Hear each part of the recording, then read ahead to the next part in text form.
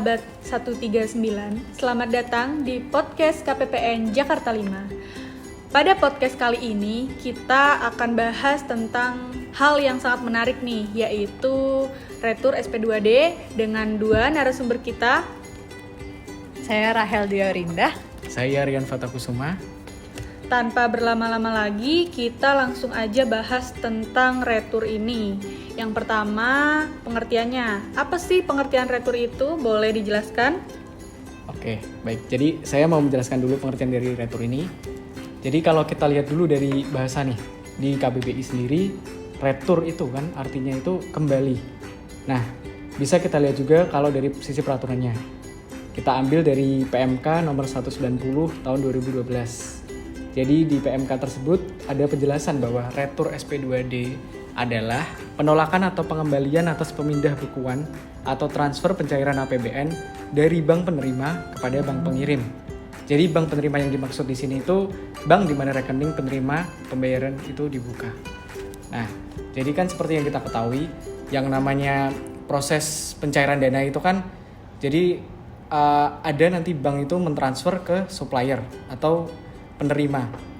Nah, di situ kalau ada terjadi retur SP2D, maka pencairan dana tersebut dianggap gagal pada transfernya. Jadi ketika bank mau mentransfer dana kepada rekening penerima, itu gagal. Disitulah disebut sebagai retur SP2D. Jadi bisa dikatakan pembayarannya tidak sampai diterima oleh orang yang berhak atau orang yang ditunjuk untuk pencairan dana tersebut. Kurang lebih begitu untuk pengertiannya. Oke, tadi kan sudah dijelaskan mengenai pengertian retur itu sendiri. Sekarang kita lanjut nih ke penyebabnya. Kenapa sih retur tadi itu bisa terjadi? Nah, penyebab dari retur itu banyak. Di antaranya ada nomor rekening salah, nama rekening salah, rekening penerima tidak aktif, pasif ataupun tutup, dan juga nama bank penerima yang salah.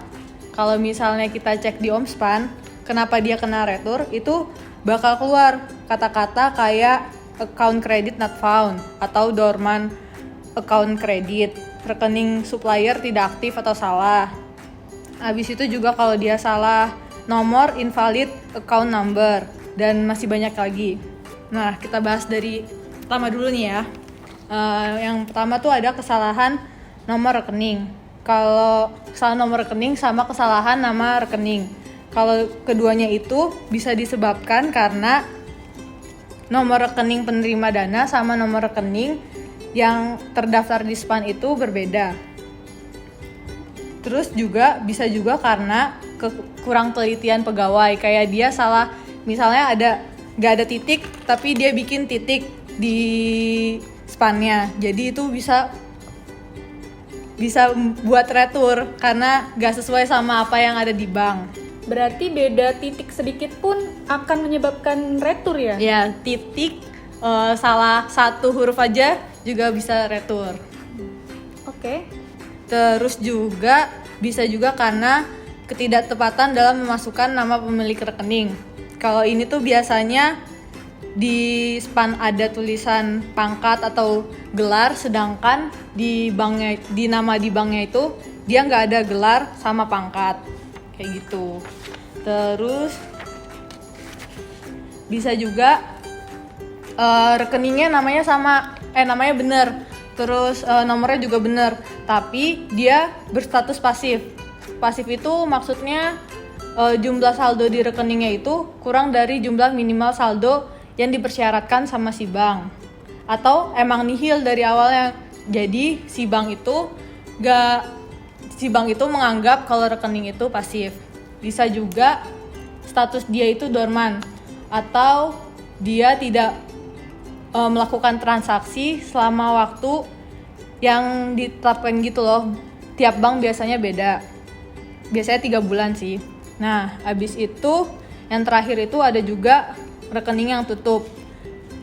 Rekening tutup tuh maksudnya dia saldonya benar-benar kosong selama periode waktu yang telah ditetapkan sama si bank. Jadi intinya itu retur pembayaran tuh terjadi karena perbedaan nomor rekening atau nama rekening yang disebutkan di SP2D sama yang ada di bank, dan juga dikarenakan ataupun dikarenakan kondisi atau persyaratan tertentu yang harus dipenuhi oleh suatu rekening. Nah, si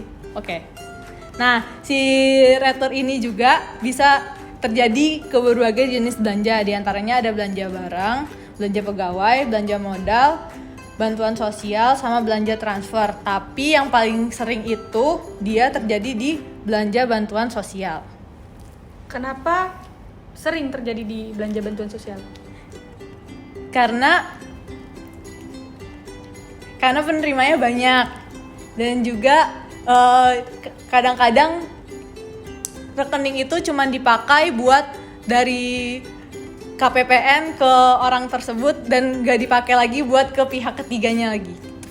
Berarti dari banyaknya penyebab tadi itu membuat transfer dana yang seharusnya bisa masuk ke rekening penerima jadi tertunda, seperti itu. Betul sekali.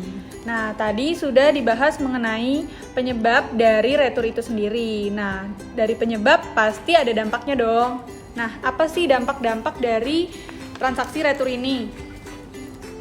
Baik, jadi di sini akan saya jelaskan lagi terkait dampaknya. Retur ini ada beberapa dampak. Di sini yang akan saya jelaskan ada 4 dampak. Langsung saja untuk dampak yang pertama, retur itu menyebabkan terhambatnya pencairan dana. Kenapa begitu? Karena retur itu, ketika ada retur, uang yang seharusnya ditransfer kepada pihak menerima itu menjadi terhambat karena harus adanya pengembalian atau adanya penolakan dari bank penerimanya. Kemudian dampak yang kedua yaitu adanya idle cash. Jadi dana yang mau dicairkan yang telah mengalami retur itu, maka tidak dapat digunakan untuk pembayaran belanja lainnya kalau retur itu belum diperbaiki oleh satkernya sendiri. Maka dari itu akan ada idle cash di situ karena dana tersebut akan mengendap di rekening retur KPPN maupun rekening retur pusat. Kemudian untuk dampak yang ketiga, retur SP2D itu mengakibatkan inefektivitas biaya dan waktu. Kenapa begitu?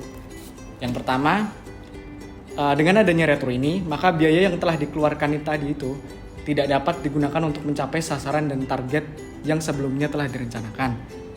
Selain itu, terkait waktunya, kenapa sih bisa inefektif? Jadi, dalam menyelesaikan retur itu diperlukan waktu yang tidak sedikit ya.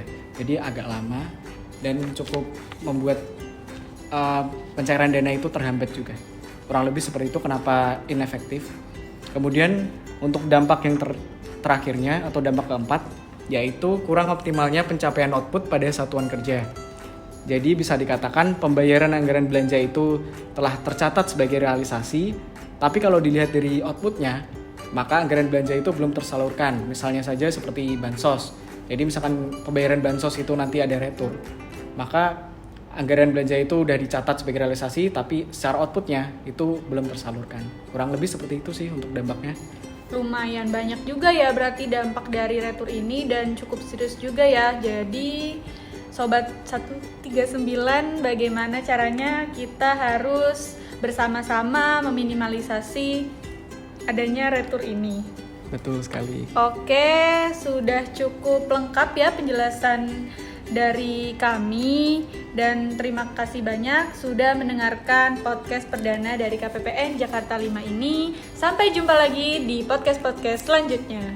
Mungkin kan ini kita baru jelasin pengertian sama penyebab dan dampaknya. Nah, mungkin untuk apa sih yang terjadi di KPPN 5 sama caranya biar retur itu berkurang, mungkin di episode-episode selanjutnya bakal kita bahas. Semoga ada banyak episode ya. Ya. Oke. Kasih. Baik, Sampai jumpa.